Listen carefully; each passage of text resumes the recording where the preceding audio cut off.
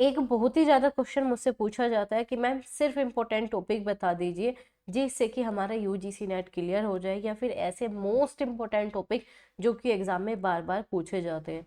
तो आपने बिल्कुल सही वीडियो पे क्लिक किया है, क्योंकि आज मैं आपको बताने वाली हूँ कि अगर आपने पेपर 1 में ये वाले टॉपिक छोड़ दे तो आपका पेपर पास नहीं होगा। तो कौन से इंपॉर्टेंट टॉपिक है जिससे आप पेपर 1 में सबसे ज़्यादा स्कोर कर सकते हो, क्योंकि पेपर 1 में आपने स्कोर नहीं किया तो नेट तो क्या आप मतलब सारी चीज़ें भूल जाओ, क्योंकि पेपर 1 से ही अब आपका यूजीसी नेट क्लियर होता है। पेपर 2 में कितनी भी मेहनत कर लो, अगर पेपर 1 अच्छे से नहीं पढ़ा तो यूजीसी नेट आपका क्लियर नहीं होता। तो hello guys, welcome back to my YouTube channel EN learner. सब आप सब अच्छे होंगे। तो चलिए आज हम डिस्कस करते हैं कि कैसे आप कम समय में इंपॉर्टेंट टॉपिक करके ज़्यादा स्कोर लेके आ सकते हो। तो आपको स्क्रीन पे ये 10 यूनिट दिखाई दे रही है जो कि पूरे के पूरे 50 नंबर की आती है। इंपॉर्टेंट सारी यूनिट है, लेकिन कुछ ऐसा पोर्शन है जिसे आप स्किप कर सकते हो। तो चलिए स्टार्ट करते हैं। आप में से अगर कोई नया है तो इस चैनल को सब्सक्राइब ज्वाइन कर लेना, क्योंकि पेपर 1 के स्पेशल नोट्स आपको मिल जाते हैं, PYQ सिलेक्शन सीरीज आपको मिल जाती है जिसका रिव्यू आप लोगों ने कहते हैं ना कि वो चीज़ आपने इतनी टॉप पे पहुंचा दी, हमारे नोट्स, हमारे PYQ सिलेक्शन सीरीज जिसके बारे में हमने स्टूडेंट बोलते हैं। तो आप भी परचेज कर सकते हो। नीचे स्क्रीन पे जो नंबर दिखाई दे रहा है इसी पे आप जाकर जो है नोट्स और PYQ सिलेक्शन सीरीज ले सकते हो, और अभी कुछ उस पर स्पेशल चीज़ें भी आपको दी जा रही है। तो ये आपकी 10 की 10 यूनिट है, जिसमें से 3 यूनिट हमेशा आपको प्रैक्टिस पे डालनी है। तो 7 यूनिट का ही सिलेबस करना है। आधे बच्चों को तो यही नहीं पता होता कि आपको जो है 10 की 10 यूनिट नहीं करनी होती। तो जितनी भी आपको स्क्रीन पे ये यूनिट दिखाई दे रही है, ये सारी यूनिट आपको नहीं करनी। सिर्फ आपको टीचिंग एप्टीट्यूड, रिसर्च, RC सिर्फ प्रैक्टिस करनी है। इसका सिलेबस ही नहीं करना होता, चाहे यूजीसी ने दे रखा है नहीं दे रखा, नहीं करना होता।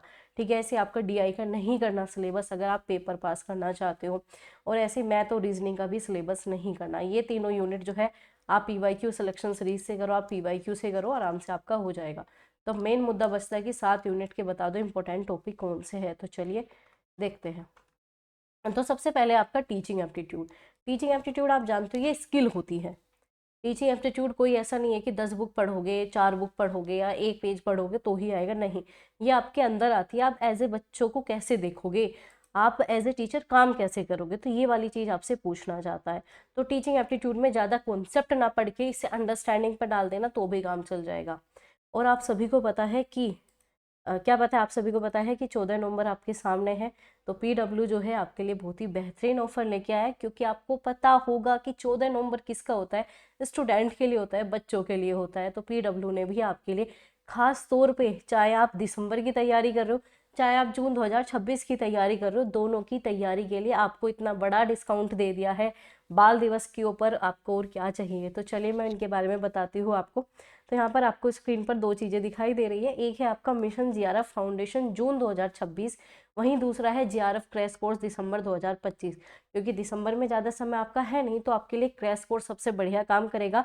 और इसमें आपके टेस्ट सीरीज भी इंक्लूडेड होंगे, जिसका प्राइस इतना कम कर दिया है जितना आपने सोचा नहीं होगा। तो 6,000 रुपये थी इसकी फीस, लेकिन बाल दिवस आपका है तो आपके लिए जो है सिर्फ 2,299 रुपये आपकी फीस रखी गई है आपके दिसंबर 2025 के बैच के लिए। और ये लिमिटेड टाइम के लिए ऑफर होता है, क्योंकि चिल्ड्रंस डे है। और आप सभी को पता होगा कि मेरी तरफ से भी आपको एक गिफ्ट मिलने वाला है। तो आप एक कोड लगा लेना ENL आपका 500, तो आपको और भी ज़्यादा एडवांस डिस्काउंट मिल जाएगा। 500 रुपये इसमें और भी ज़्यादा आपके कम हो जाएंगे। तो आप ये देखो कितने कम में आपको जो है बढ़िया बैच मिलने वाला है। वहीं अगर आपका मेन टारगेट क्या है कि आपको जून 2026 ही क्लियर करना है, तो उसके लिए भी 15,000 का जो बैच है उसकी फीस घटाकर 5,499 रुपये आपकी कर दी गई है। और हाँ, इसमें फिर मेरी तरफ का एक स्पेशल डिस्काउंट है, वो है आपका ENL। अगर आप 500 लगा दोगे तो इसमें भी आपको 500 रुपये की छूट मिल जाएगी। तो जल्दी से जाकर आप इसका फ़ायदा उठा सकते हो। अब आप कहोगे मैम फ़ायदा कैसे उठाए, तो इसकी सारी डिटेल इसी वीडियो के डिस्क्रिप्शन बॉक्स में आपको मिल जाएंगी। सारा लिंक मिल जाएगा, कहाँ से क्या डाउनलोड करना है, पूरा कूपन कोड आपको मिल जाएगा। तो जाइए और आपका मिशन JRF फाउंडेशन जून 2026 टारगेट है उसे लीजिए। बहुत अच्छे आपको एजुकेटर मिल जाते हैं, बहुत बेहतरीन चीज़ आपको PW प्रोवाइड करवा रहा है। साथ ही साथ अगर आपका दिसंबर ही टारगेट है तो उसके लिए भी जाकर फटाफट टेस्ट आपको देने ही होते हैं। बिना टेस्ट के तो आपका काम चलेगा नहीं। तो दोनों का आप फ़ायदा उठा सकते हो, लिमिटेड ऑफर है। और कूपन कोड आपका ENL 500 लगा देना, बहुत बढ़िया वाला डिस्काउंट आपको और भी मिल जाएगा। इस पर डबल डिस्काउंट मिलने वाला है, क्योंकि बाल दिवस आपका है तो डिस्काउंट मिलना ही है।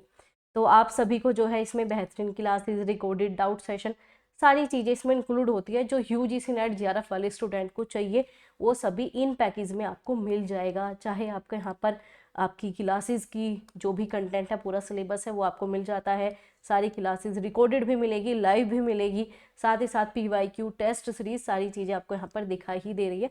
और भी ज़्यादा जानकारी चाहते हो तो डिस्क्रिप्शन बॉक्स को चेक कर लेना। और पीडब्ल्यू के साथ इस बार जो है आप बाल दिवस मना सकते हो, वो भी बढ़िया बेहतरीन वाला। ठीक है, और अभी तक अगर आपने चैनल को ज्वाइन नहीं किया भाई, तो चैनल को सब्सक्राइब ज्वाइन कर लो, क्योंकि यहाँ पर मिल जाती है आपको यूजीसी नेट की बेहतरीन क्लासेस, बैचेस इसी चैनल पर। ठीक है, चलो करते हैं भाई अब आपकी मेन बात कि कौन से टॉपिक करने हैं, कौन से टॉपिक नहीं करने। तो देखो, पूरा टीचिंग एप्टीट्यूड आपका स्किल बेस पे है, तो टॉपिक कम भी पढ़ोगे और इसकी प्रैक्टिस ज़्यादा करोगे, अपने अब आपके अंदर के पॉइंट ऑफ व्यू ऐसे रख लोगे कि एज ए टीचर आपको सबसे बेस्ट काम क्या करना है, तो भी हो जाएगा, आराम से हो जाएगा। तो इसमें जो मेन पॉइंट दे रखे हैं वो ही कर लो, स्मृति, समझ, और आपका यहाँ पर ये गलत लिखा हुआ है, ठीक है, टाइपिंग मिस्टेक है। तो आपको पता है टीचिंग लेवल 3 प्रकार के होता है, स्मृति, समझ या फिर चिंतन, आपका परिवर्तित सील बोल देते हैं, या फिर हम बोल देते हैं रिफ्लेक्टिव लेवल। तो ये तीनों जो है लेवल ऑफ टीचिंग जरूर करने हैं। कॉन्सेप्ट ऑब्जेक्टिव छोड़ दो, कोई दिक्कत नहीं है, क्योंकि ये जब आप लेवल ऑफ टीचिंग कर लोगे ऑलरेडी वो उसमें इंक्लूड हो जाते हैं। विशेषता जरूर कर लेना। मूलभूत आवश्यकता है, आपको पता है एज ए टीचर क्या क्या नीड होती है, स्किप कर सकते हो। तो सबसे इंपॉर्टेंट टॉपिक है आपका लेवल ऑफ टीचिंग, इसे छोड़कर आप नहीं जा सकते। दूसरा जो आपका इंपॉर्टेंट टॉपिक है वो है भाई लर्नर्स। अब आपको पढ़ाना बच्चों को, तो बच्चों की विशेषता, अगर आपने कभी बीएड बीटीसी कर रखा है तो उस बच्चों को ये पढ़ने की आवश्यकता नहीं है। अगर नहीं कर रखा तो ये आपको पढ़ना ही पड़ेगा। इसी चैनल पर पूरा बैच दे रखा है, बहुत डिटेल बैच फ्री में आपको यहाँ पर दे रखा है, जाकर चेक कर लेना।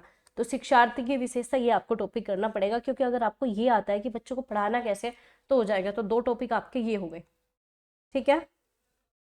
तीसरा टॉपिक आपको सिंपल सी बात है, जब आप पढ़ाते हो तो बहुत सारे फैक्टर आपके जीवन में आ जाते हैं। तो एक छोटा सा टॉपिक आता है, जब शिक्षण करते हैं हम, टीचिंग करते हैं, तो कौन कौन से फैक्टर हैं जो प्रभावित करते हैं आपके शिक्षण को, तो बस वो करना है।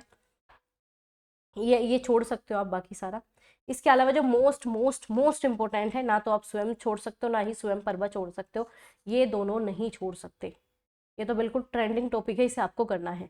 टीचर सेंटर्ड, लर्नर सेंटर्ड, ये भी सी का पार्ट है, बहुत इंपॉर्टेंट पार्ट है, तो इसे देखना है। तो कुल मिलाकर अगर हम कहें, आपको मेथड ऑफ टीचिंग आपको देखना पड़ेगा, जिसमें ऑफलाइन ऑनलाइन ये भी टॉपिक आएगा, टीचर सेंटर्ड और लर्नर सेंटर्ड और स्वयं प्रभा, ये तो छोड़ ही नहीं सकते आप।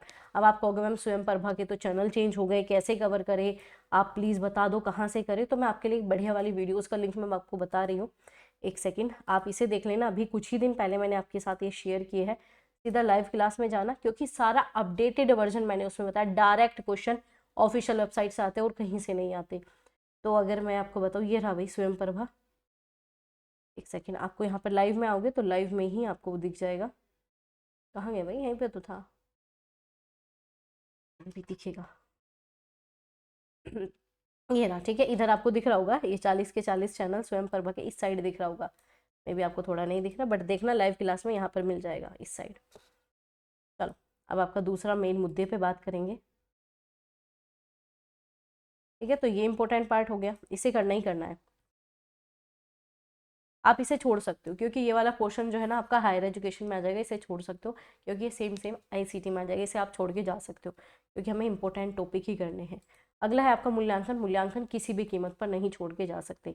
तो मूल्यांकन में ज़्यादा कुछ नहीं करना, मूल्यांकन के टाइप्स करने हैं, जिसमें कि आपका क्या आ जाएगा, सीबीटी भी आ जाएगा, साथ ही साथ आपका एनआरटी आ जाएगा, नॉर्म्स रेफरेंसेस टेस्ट आ जाएगा। इसके अलावा आपको जो है क्राइटेरिया रेफरेंसेस टेस्ट आ जाएगा, सीआरटी आ जाएगा, एनआरटी आ जाएगा, फॉर्मेटिव, आपका समेटिव। ये छोटे छोटे कॉन्सेप्ट है, एक एक दो दो लाइन में ही समझने होते हैं, ज़्यादा नहीं समझना होता। तो बस ये करना है, बाकी आप इसमें स्किप कर सकते हो।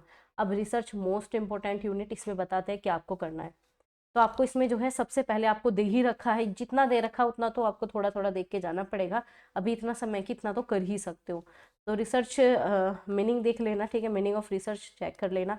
इसके अलावा जो आपको ये 3 रिसर्च लिखी हुई दिखाई दे रही है, इन तीनों को नहीं छोड़ सकते, क्योंकि ये आपके सिलेबस में अलग से इंक्लूड कर रखे। तो ये 3 रिसर्च करनी। रिसर्च कितनी है, जिसे आप 2-3 साल 5 साल भी पढ़ते हो तो भी कंप्लीट नहीं होती। तो रिसर्च में ये 3 पॉइंट जरूर करने हैं, मौलिक, प्रयुक्त और आपका क्रियात्मक। ये तीनों रिसर्च आपको करनी है, चाहे इसके अलावा बाकी छोड़ दो, लेकिन ये वाली तो छोड़ के नहीं जा सकते। करनी वो भी है, ज़्यादा बेनिफिट तभी देगा आपको, लेकिन ये तो 3 आपकी दे ही रखी है। विशेषता मोस्ट इंपॉर्टेंट, क्योंकि आपसे पूछा जाता है जब आप रिसर्च करोगे तो क्या क्या प्रभाव पड़ता है, क्या क्या नहीं। तो ये वाला पॉइंट भी आपको करना है। इसके अलावा एक आ जाता है आपका पोस्टिज्म और आपका पोस्टिज्म। इन दोनों में छोटा सा डिफरेंस होता है, बस वो की पॉइंट पढ़ लो, 5 ही मिनट का टॉपिक है, छोटा सा की पॉइंट पढ़ना पड़ता है, दोनों के डिफरेंसेस जानने हैं। तो इन दोनों को जरूर देख के जाना, क्योंकि पेपर में ये भी आता है। आगे मेथड ऑफ रिसर्च, अगेन जो आपने ऊपर टाइप्स पढ़े वो टाइप्स यहाँ पर रिपीट होंगे। उसके अलावा कुछ और रिसर्च है जो आपको पढ़नी पड़ेगी। ये 5-6 रिसर्च आपके सिलेबस में दे रखे हैं, इसे इंक्लूड जरूर करना है। और मैंने सारी रिसर्च आपको पढ़ा रखी है, एक ही वीडियो में जाकर चेक कर लेना। अब आपका इस बार जो क्वेश्चन बना था स्टेप ऑफ रिसर्च, आपको इसके अलावा कुछ और रट्टा मत मारो। स्क्रीन पे ये 5-6 पॉइंट आपको दिखाई दे रहे हैं, ये इनके अंदर भी मत पढ़ो, लेकिन ये जितना दे रखा है इसे रट्टा मान लो। ये सिर्फ एक ही टॉपिक है, छोटा सा टॉपिक है, स्टेप ऑफ रिसर्च। जब आप रिसर्च करते हो तो क्या क्या स्टेप अपनाने होते हैं, सेम यही आपका पेपर में इस बार भी आया था, ना जाने कितनी बार आ चुका है। जो सिलेबस में दे रखा है ना, सिलेबस भी अच्छे से कर लोगे ना, तो अभी बहुत स्कोर आपका बढ़ने वाला होगा। तो क्या है, identify the problem, review literature, formative hypothesis, research design, ये सिर्फ स्टेप सीक्वेंस वाइज याद करने हैं। तो ये टॉपिक यहीं पे खत्म, ये टॉपिक यहीं पे खत्म हो गया आपका। इसके बाद जो है आपका थीसिस जब हम लिखते हैं तो उसकी राइटिंग स्टाइल की बात करते हैं। तो राइटिंग स्टाइल आपका APA और MLA और शिकागो, ये जरूर देख के जाने। कल परसों ही मैंने कराया 4-5, बस इनके स्टेप के वो देख लेना। ये जो स्टाइल है ना, बस इनकी वो लाइन पढ़ लेना, 1 या 2 ही लाइन पढ़नी है, किताबें नहीं पढ़नी, बस 1-2 लाइन ही पढ़नी है, इसके अलावा नहीं पढ़ना। ठीक है, ICT से स्किप कर सकते हो, लेकिन हाँ टूल्स जरूर देख लेना।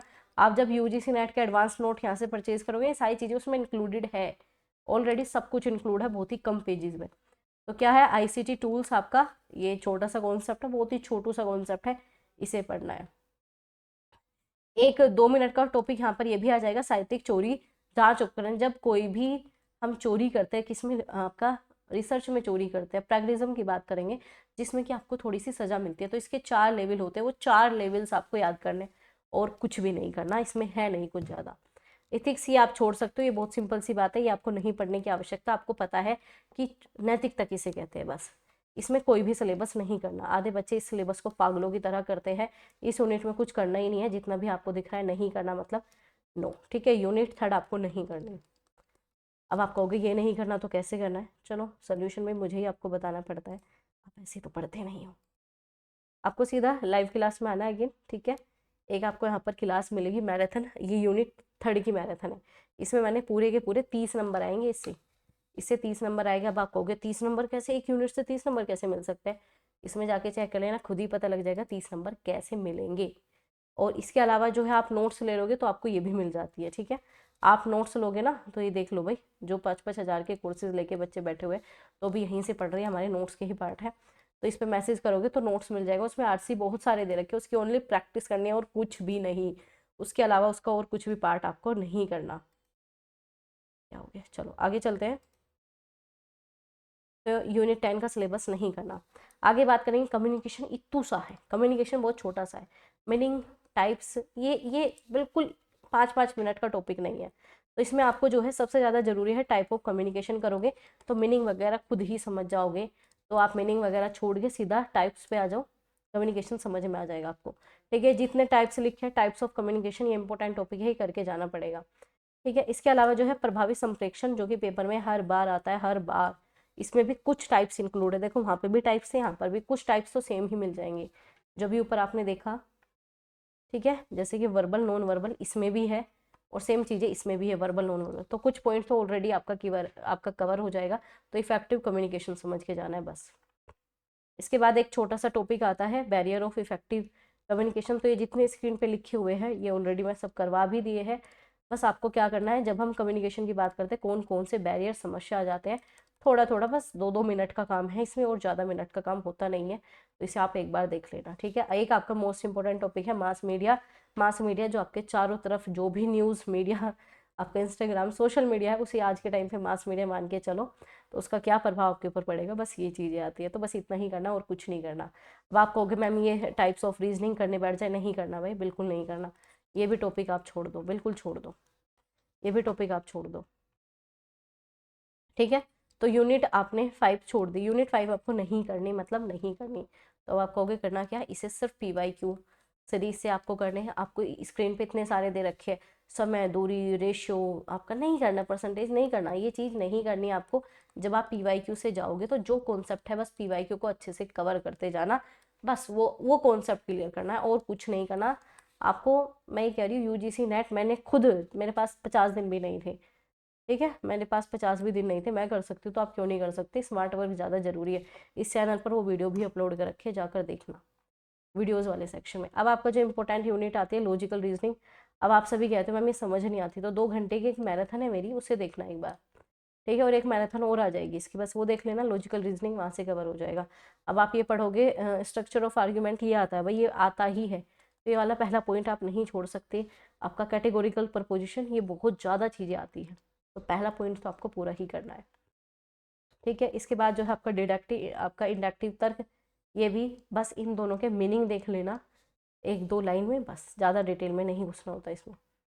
हाँ, एनालॉगी नहीं, ये तो आप देख के ही कर लेते हो, ये नहीं करना होता, ठीक है। चलो, इसके बाद आपका जो मोस्ट इंपॉर्टेंट है वो है आपका इंडियन लॉजिक इसी यूनिट में, तो प्रमाण जरूर पढ़ के जाने, ये 6 प्रमाण है, ठीक है। प्रत्यक्ष, अनुमान, उपमान, शब्द, अर्थापत्ति, अनुपलब्धि, ये जितने स्क्रीन पे दिख रहे हैं ये 6 के 6, बस एक बार इनके बारे में 2-2 लाइन पढ़नी होती है, एग्जाम्पल याद रखना होता है, और अलावा इसके कुछ नहीं करना।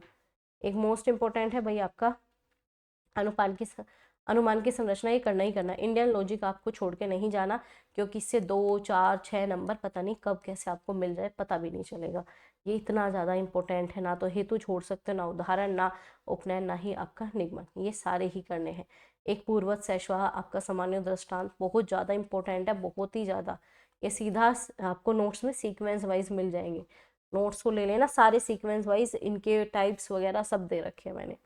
इसके बाद जो है आपका इंडियन लॉजिक पूरा पढ़ना है, मैं बता रही हूँ इंडियन लॉजिक तो पढ़ के ही जाना है, ये नहीं छोड़ के जा सकते। तो इसमें हेत्वाभास के जितने टाइप्स दे रखे हैं, कोई ऐसी शिफ्ट नहीं है जिसमें इससे क्वेश्चन ना बनाओ, ठीक है। हर बार बनता है भाई, ये क्वेश्चन तो पूछता ही है। हेत्वाभास बहुत ज़्यादा इंपॉर्टेंट है, कोई भी ऐसा यूजीसी नेट का पेपर अभी किसी भी ईयर का नहीं बना जिसमें हेत्वाभास ना पूछो। आपकी शिफ्ट में नहीं आया तो आपके दोस्त की शिफ्ट में आया ही होगा, ऐसा हाल है भाई इसका। तो इंडियन लॉजिक में कुछ चीज़ बिल्कुल छोड़ सकते हो, स्किप कर सकते हो, ज़रूरत नहीं है उनकी पढ़ने की, लेकिन कुछ चीज़ ज़रूर पढ़नी है। समझ में आ गई चीज़ें जो मैं बता रही हूँ, वो इंपॉर्टेंट टॉपिक नोट डाउन कर लो आप सभी, वो पढ़ के ही जाने आपको पढ़ेंगे। इसके बाद आगे आपका डीआई होता है, डीआई का एक भी सिलेबस नहीं करना। ये जितना स्क्रीन पे सिलेबस दिख रहा है सब ऑफिशियल सिलेबस है, मैं अपनी तरफ से कुछ लेके नहीं आती, ठीक है। इसे कट कर दो, बिल्कुल नहीं करना, मतलब नहीं करना।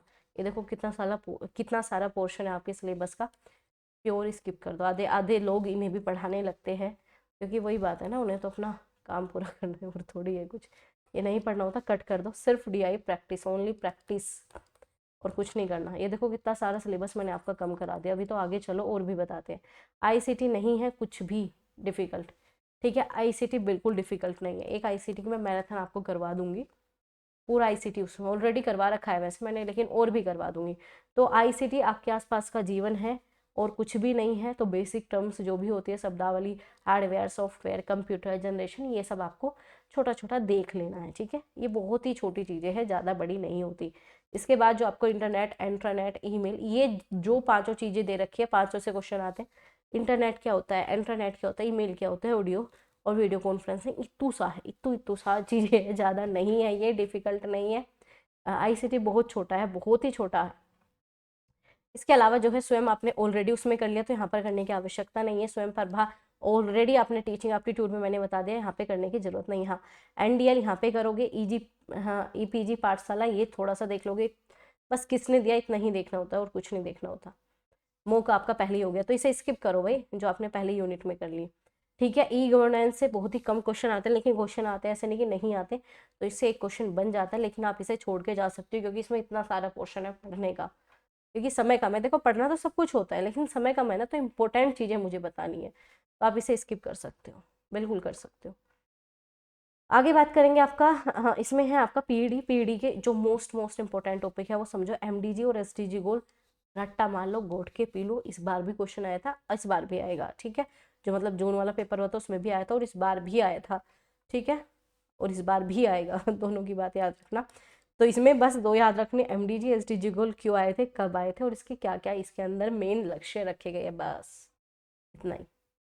अगर हम बात करें, इससे ये वाला आप टॉपिक छोड़ सकते हो, क्योंकि आपको पता है कि मानव का, पर्यावरण, इन दोनों के ऊपर आपके ऊपर क्या प्रभाव पड़ रहा है। ये आपके आसपास का जीवन है, और जो चीज़ आपके आसपास की है पीजी करके आ रहे हो, छोटे बच्चे नहीं हो, आपको पता नहीं होगा वनों की कटाई से हमें नुकसान होता है, औद्योगिकरण से नुकसान होता है, तो जो चीज़ें आपको आती है उसे क्यों पढ़ना, उसे आपको क्यों पढ़ना, बिल्कुल छोड़ सकते हो। दूसरा, आपको इतना ज़्यादा पता है पोल्यूशन के बारे में, आपको वायु प्रदूषण, जल प्रदूषण, ये सब नहीं पता, सब पता है, कट कर दो, ये नहीं पढ़ो। ठीक है, अगर आपको कचरे के प्रकार नहीं पता, ये पढ़ लेना, ये टाइप्स इंपॉर्टेंट है। ठीक है, ये वाला पढ़ लेना, जो नहीं पता ये वाला पढ़ लेना, वो छोड़ सकते हो। इसके बाद जो है इम्पैक्ट ऑफ, रुको, ठीक है, इसके बाद जो आपसे पूछना चाह रहा है कि जो आपका पॉपुलेशन है, जो पोल्यूशन है, अच्छा सॉरी, पोल्यूशन है पॉपुलेशन बता रही हूँ, ठीक है, जो आपका पोल्यूशन है उसका क्या प्रभाव आपके ऊपर पड़ रहा है, तो ये वाला प्रभाव, इससे एक क्वेश्चन आता है कौन कौन सी बीमारी है, कौन सी नहीं, ये बीमारी आपसे पूछी जाती है, तो एक बार इसके बारे में थोड़ा सा देख लोगे। आगे बात करेंगे, ये है भाई आपका पीईडी में सबसे, एमडीजी एसडीजी के बाद ये वाला पार्ट इंपॉर्टेंट है, ये वाला पार्ट, चाहे इसमें कोई सी भी प्राकृतिक और ऊर्जा संसाधन, जो कि सरकार इसके ऊपर इतना ज़्यादा दबाव डाल रही है कि इन्हें लाओ, क्योंकि ये ऐसी चीज़ है जो कभी ख़त्म नहीं होती और पोल्यूशन भी नहीं फैलाती, तो ये वाला इंपॉर्टेंट है। सौर ऊर्जा के ऊपर कौन कौन सी चीज़ें चल रही है, भारत क्या क्या इसको लेकर काम कर रहा है, वो सब आपके पेपर में आता है, इंपॉर्टेंट चीज़ें हैं, इसे याद जरूर रखना। ठीक है, आगे सूखा, ये वाली छोड़ सकते हो, लेकिन ये आपका अगेन मोस्ट इम्पोर्टेंट पार्ट है, ये आपका इन्वायरमेंट प्रोटेक्शन एक्ट, ये नहीं छोड़ोगे। हाँ, आपका NAP plan most most important है, नहीं छोड़ोगे। तो ये जो आपका पॉइंट नंबर 7 है आपके सिलेबस में, एक पॉइंट स्किप नहीं करोगे, चाहे आप सारा स्किप कर दो पीडी में, इसे नहीं करोगे, है ना, एमडीजी को नहीं करोगे, आपका एसडीजी और एमडीजी गोल को नहीं करोगे, और इसे नहीं करोगे, चाहे सब कुछ स्किप कर दो, ये मोस्ट मोस्ट इम्पोर्टेंट है। ठीक है, तो ये जितने भी आर्टिकल है जो दे रखे, बस ये पढ़ के चले जाओ, पढ़ने को इतना है, नहीं पढ़ा जाएगा और पढ़ने का फायदा भी नहीं है। तो जितने दे रखे आपको NAPCC मोस्ट मोस्ट इम्पोर्टेंट, इस बार क्वेश्चन आया था, सारे ये जितने दे रखे हैं पॉइंट, आपका पॉइंट नंबर 7 सारा पढ़ना है आपके सिलेबस का। ये बाकी सब छोड़ दो, बाकी सब छोड़ दो, पीडी में चलेगा, ये छोड़ दो चलेगा, ये भी छोड़ दो चलेगा, बस सौर ऊर्जा वाला याद रख लेना, और आपका SDG MDG गोल, बस खत्म कहानी, और कुछ नहीं करना। आगे बात करेंगे, आगे आप बात करेंगे यूनिट 10, ये देख लो कितनी सारी चीज़ें मैंने आपकी कम करवा दी, और जो इंपॉर्टेंट है वो आपको बता दी। अब यूनिट 10 का सिलेबस इतना है, सारी यूनिट एक तरफ, यूनिट 10 एक तरफ, तो अब आप बताओ, आप कहोगे मैम इसमें बता दो कौन सा टॉपिक छोड़ के जाना है, कोई टॉपिक छोड़ के नहीं जाना। अब आप कहोगे इतने कम समय में इसे पूरा कैसे करें, UGC AICTI इस बार क्वेश्चन आया था, CIC SSR ये इस बार क्वेश्चन आया था, ये सारे क्वेश्चन NEP, ये जितना आपको दिखाई दे रहा है ये सब आपके पेपर में आता है। अब मेन मुद्दा है इसे कैसे कवर करें, ये पूरा यूनिट 10 इतना, ये तो सिलेबस कम है, सिलेबस यूनिट 10 का इतना सा दे रखा है, पढ़ना इतना सारा, अब आप कहोगे पढ़ेंगे कैसे उसे, तो मैं इसका एक बहुत ही शॉर्टकट आपको बताऊंगी यूनिट 10 का। ना तो आपके टॉपिक कोई छोड़ने पड़ेंगे, आपको कुछ भी नहीं छोड़ना पड़ेगा, सीधा वीडियोस वाले सेक्शन में आओ, ठीक है, सेकंड ऑप्शन पे क्लिक करो, आपको ये वीडियो मिल जाएगी, 5 महीने पहले की है, अभी पूरा A to Z है भाई, 2025 के लिए ये आपके लिए ही है ये। तो इसमें है ना 13 घंटे में जितना हायर एजुकेशन में सिलेबस दिखा रखा है इतना सा उसका इतना बड़ा सिलेबस है, सब कुछ इसमें टोटल इंक्लूड है, चाहे NEP हो, चाहे कोई आर्टिकल हो, चाहे कोई भी आयोग हो, सिफारिश हो, हर एक सिफारिश, हर एक चीज़, हर एक PYQ भी मैंने इसमें लिख लिख के करवाया हुआ है। तो ये 13 घंटे की आपका पूरा हायर एजुकेशन कवर कर देगी, इसके बाद कोई भी वीडियो देखने की आवश्यकता है ही नहीं आपको। हायर एजुकेशन इतना बड़ा है जिसे आप 2 महीने में ही बैठ के कवर करोगे, लेकिन वो 13 घंटे में जी जान लगा के आपको करवा दिया मैंने पूरा A to Z, तो इसे कवर कर लेना, आपका काम चल जाएगा। अब आप कहोगे मैम जो ये आपने टॉपिक बताए हैं क्या इनकी भी कोई वीडियोस मिल जाएगी, बिल्कुल मिल जाएगी भाई, 60,000 बच्चों ने देख भी लिया है उस वीडियो को, 16 घंटे में जितना आपको टॉपिक बताए A to Z वो सब इसमें इंक्लूड है, वो सब इसमें इंक्लूड है।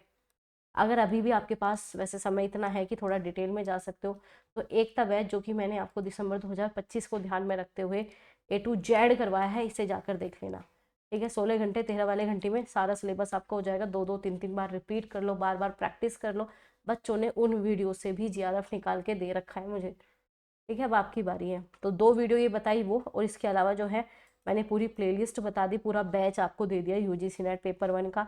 और देखो बिना नोट्स के अब आपका काम चलने वाला नहीं है, ठीक है, बिना नोट्स के जिन्होंने 55,000 के कोर्स ले रखे हैं, बाकी सारी चीज़ें वो भी नोट्स ले रहे हैं, क्योंकि उन्हें भी पता है उन नोट्स में क्या क्या आपको दे रखा है, ठीक है। तो भाई आप ले सकते हो, और ये देख लो नोट्स के फीडबैक किस तरीके के आते हैं, क्योंकि है ही वो इतनी किताबें नहीं है, 20-30 किताबें नहीं दे दी, ठीक है, 1000-12,000 पेजेस की नहीं दे रखी भाई, ठीक है। तो और ऐसे भी कर सकते हो आप, जो नोट्स है ना सीधा क्लास देखी, बार बार उसे रिवाइज कर लेना, क्योंकि बिना रिवीजन के पेपर पास नहीं होता और उसके लिए आपको चाहिए नोट्स। तो पेपर 1 की पूरी कहानी खत्म, जो इम्पोर्टेंट टॉपिक बताए हैं वो सब ऑलरेडी इन क्लासेस में 10 घंटे आपकी इस मैराथन में करवा रखा है, A to Z सब कुछ।